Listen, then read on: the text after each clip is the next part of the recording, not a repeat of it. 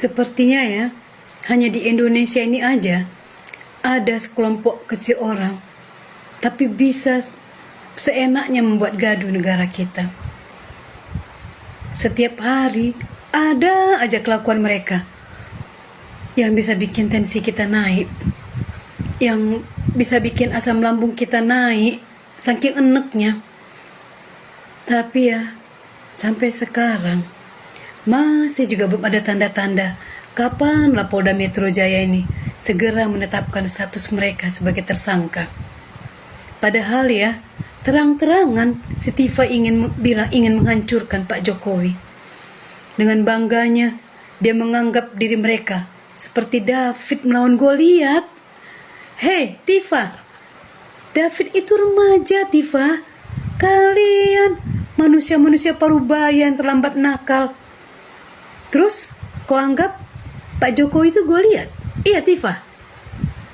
Tifa, Pak Jokowi itu tidak punya siapa-siapa yang membackup-nya Tifa. Tidak ada satupun pejabat negara ini yang pernah bicara untuk membela beliau. Tidak ada satupun pejabat negara ini yang berani speak up, pasang badan untuk membela beliau. Padahal banyak di antara mereka yang satu alma mater dengan beliau. Tapi kau lupa ya Tifa, masih ada jutaan rakyat Indonesia yang sangat mencintai beliau. Masih ada kami Tifa yang akan selalu menjaga beliau. Buat kau Mary yang seenaknya berteriak, kami emak-emak malu punya anak seperti Gibran. Kami emak-emak gak pernah kepingin punya anak seperti Gibran. Hei Mary, kau pikir Gibran mau punya emak seperti kau? Kau itu gak ada apa-apanya dibanding Ibu Iriana Mary. Seujung kuku pun gak ada Mary.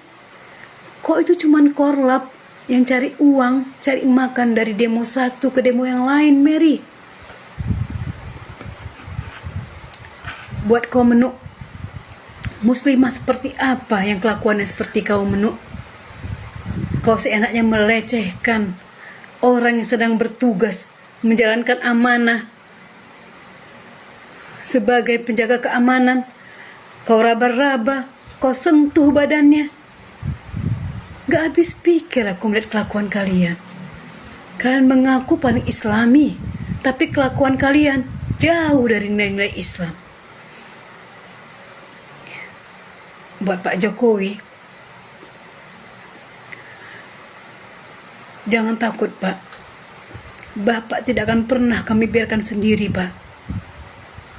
Sehat selalu ya Pak. Sehat selalu ya Pak. Salam hormat dari kami. Banyak rakyat yang sangat mencintai Bapak. Kami tidak akan pernah meninggalkan Bapak Pak. Salam Pak buat keluarga ya Pak. Menghadirkan bodyguard satpam yang dibayar negara juga. Ya pajak rakyat juga yang menghadang kami. Kalau abang ini mau mencari kebenaran, silahkanlah bang, tapi tidaklah untuk menghina yang sedang bertugas jaga. Abang tahu aturan kan? Abang kalau mau mencari kebenaran silahkan ya. Kita akan mendukung itu. Apabila abang seperti ini, orang pun melihat bang ya, dengan apa yang abang bicarakan. Kak, Rismon gak beradab. Mereka datang ke rumah orang kok, tidak kulon-won, langsung tiba-tiba live. Nah itulah ya, kita nggak usah banyak bicara, itu aja faktanya. Menghadirkan bodyguard satpam yang dibayar negara juga. Ya pajak rakyat juga yang menghadang kami. Baik, mendidih ya rasanya melihat video ini ya. Jadi orang-orang seperti ini, segerombolan ini itu betul-betul menurut saya itu sangat mengacau gitu ya. Jadi apalagi mereka berbicara tentang dasar hukum satpam itu apa ya. Jadi sudah jelas dasar hukum satpam itu adalah ada di Undang-Undang Nomor 2 Tahun 2002 tentang Kepolisian Negara Republik Indonesia ya. Yang dimana di situ adalah anggota Satuan Pengamanan adalah sebagai Pam Swakarsa ya. Dan landasan hukumnya itu adalah ada di Perkap 24 tahun 2007 ya. Dan dimana juga ada Perpol 4 tahun 2020 ya. yang dimana di situ sudah dijelaskan semua bahwasanya anggota satuan pengamanan itu adalah sebagai mitra kepolisian, ya, sebagai bentuk pengamanan Pam Swakarsa, ya. Dari mana tugas pokoknya adalah sebagai pengemban fungsi kepolisian terbatas di area lingkup kerjanya, ya. Jadi ketika yang ada di video tersebut kenapa kok tidak diperbolehkan masuk, ya sudah jelas, yaitu adalah sebagai landasan hukumnya itu, ya, sebagai tugas pokok anggota satuan pengamanan. Tidak semua orang yang mau masuk ke area lingkup kerjanya yang dijaga oleh satpam itu tidak semuanya diperkenankan masuk, ya. Kalaupun ada tamu yang masuk itu juga harus sudah terverifikasi, ya, sudah ada janji atau belum, terus kemudian harus menitipkan identitas, dan kita juga harus berkoordinasi juga dengan yang bersangkutan, ya. Jadi tidak main asal masuk-masuk saja ke perusahaan, ya kan. Jadi ada dasar hukumnya, dan itu menjadi landasan atau tugas pokok satpam, ya, yaitu menjaga, ya, ketertiban keamanan di area lingkup kerjanya, ya, serta menjaga aset perusahaan, baik yang bergerak dan yang tidak bergerak. Ya, yang bergerak itu adalah manusianya, yang tidak bergerak itu adalah properti daripada perusahaan tersebut. Jadi sudah jelas di sini dasar hukumnya, ya. Jadi jangan bawa-bawa dasar hukum di sini, ya. Kalau berbicara tentang satuan pengamanan. Nah, ini contoh orang yang tidak punya cerminan intelektual. Kami bekerja menjalankan SOP dan aturan hukum yang jelas. Kami melaksanakan tugas demi keamanan, bukan untuk dipandang rendah.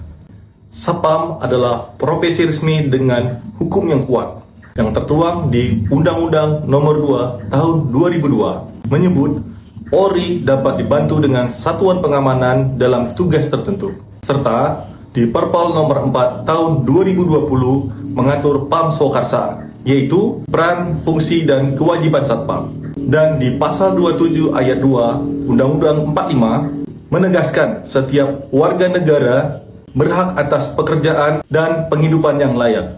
Menghina profesi sama aja merendahkan hak konstitusional sesama warga negara. Kami menjalankan SOP seperti turjawali, pelayanan, dan pengamanan, serta humanis tapi juga tegas. Di balik seragam ini, ada ayah, ada ibu, ada suami, dan anak yang lagi berjuang. Satpam bekerja bukan hanya demi keamanan orang lain, tapi juga demi senyum keluarga yang menanti di rumah. Dan ingat, kalau kita datang ke perusahaan, kantor, atau bahkan ke rumah orang lain, pasti yang kita bawa itu apa? Etika dan adab. Karena semua itu punya aturan. Hormatilah tuan rumah dan hargai petugas yang lagi bekerja. Jadilah pribadi yang baik, jadilah pribadi yang punya intelektual yang baik, dan tetap jaga etika dan adab dimanapun kita berada. Buat para Pak Satpam di seluruh Indonesia, kalau ada Panci CS, Rismon CS ingin memasuki kantor Anda, kantor yang Anda jaga, usir mereka, ya. Jangan kasih hati, ya, usir mereka kalau mereka sudah menghina tugas satpam, menghina kerja satpam, ya. Mereka merendahkan para satpam, kurang ajar itu namanya, ya.